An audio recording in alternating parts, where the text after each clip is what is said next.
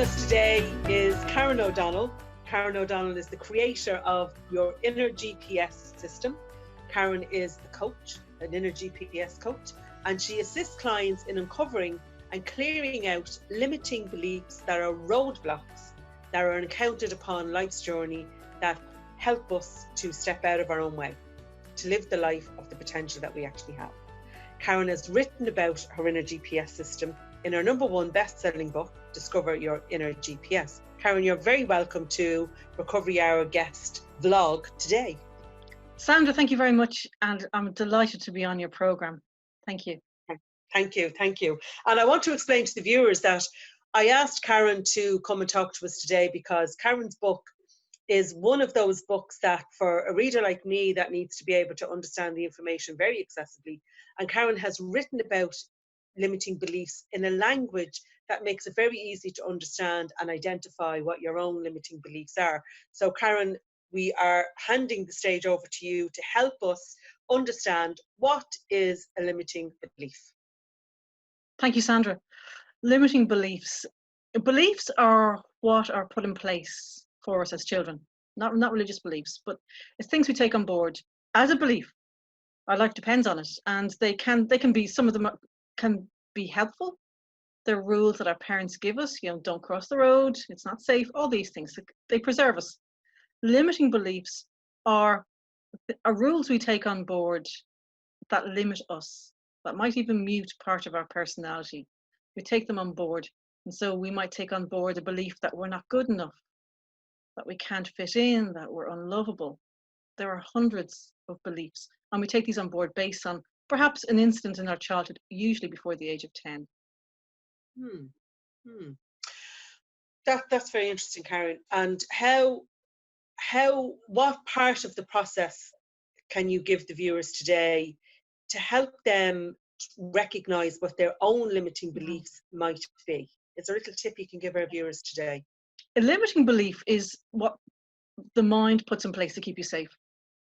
So if your mind is saying things like you shouldn't, you're not, if it actually puts you down, if it questions you, if it makes you feel small, they are usually, that's a good sign there's a limiting belief at play there.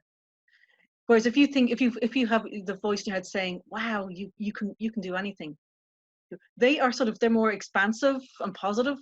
That's not limiting belief. That's their opportunities, and that's your spirit or your soul, giving you insights into what you can achieve.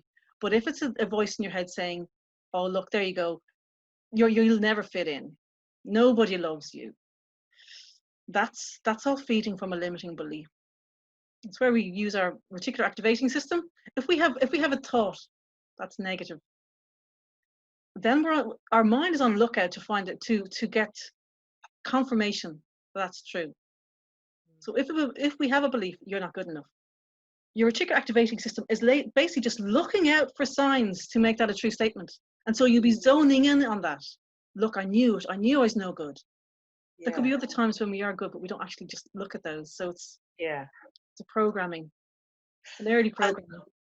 And it's very interesting you say that for our viewers in Recovery Hour anyway, and maybe viewers not in Recovery Hour, but for our Recovery Hour family anyway, we would talk about those things very freely, the things that we believed. We believed that I wasn't picked for the sports team because I was no good, And while there may have been some element of truth there because I hadn't practiced, or I wasn't fast enough to do the running around the pitch or whatever, I wasn't looking at what I was good at. I wasn't looking at the lovely artistic ways that I had about myself, and I zoned in on I was never picked for the team, and I wasn't interested in the team, but I always believed then that I would never be picked. Yes.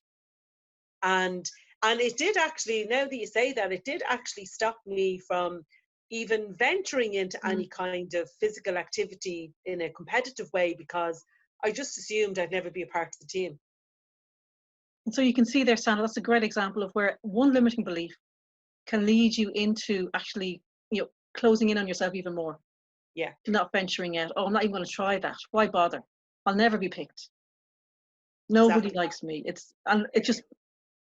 Yes, that is the realm of limiting beliefs. Yeah. With, And it's interesting because when you're talking about how it mutes your personality, I remember particularly myself, I thought I was really clever in hiding. You know, I would have been, come schoolyard time, I would have hidden somewhere, you know, and I would have appeared when the game was started and all that sort of stuff, and you had no chance of being picked, you know. But there was a certain sense of relief in that. There was this kind of, oh my God, I got away with that. But constantly living in that, constantly only being able to feel relief because I didn't enter into that sphere at all when it came to sports. And there's loads of other areas I could talk about, but that one just kind of sprung to mind. So I never gave myself the opportunity to see what I was good at. completely understand. Yeah, I was similar, very similar. You know, you don't try, then, and if you don't try, then you can't be let down. Yes. You can't fail. So it actually, you know, it feels comfortable. You know, there's a sort of there's a comfort knowing that if I don't try, okay, then I won't be shown, that I won't be rejected.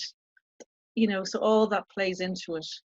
So we can And see how the layers of the safety mechanism yes. kick in then. I won't feel rejected. I won't feel that I wasn't picked. And that's where then we feel this armor around us then.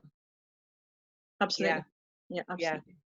Yeah. And that would be a very common thing that we would hear, particularly in the recovery sphere, where people are talking about those kind of things, and they would give those kind of things as examples. And the other example would be particularly around relationships, because relationships are a huge mirror back to us.